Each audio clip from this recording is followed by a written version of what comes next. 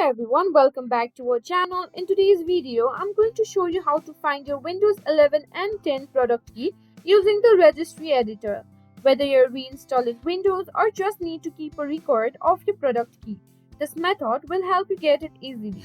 So let's dive right in. First, let's open the Registry editor.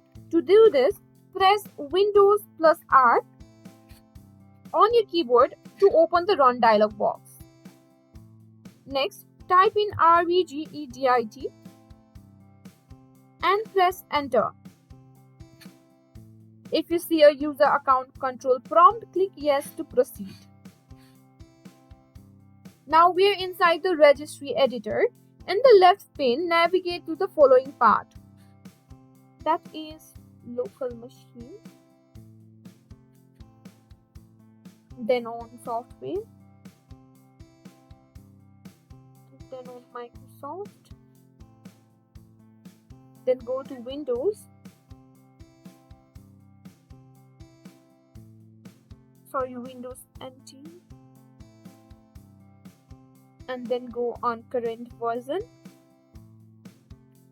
Then on software protection platform.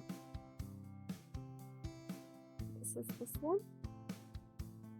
Once you're there, look for the entry named Backup Product Key Default.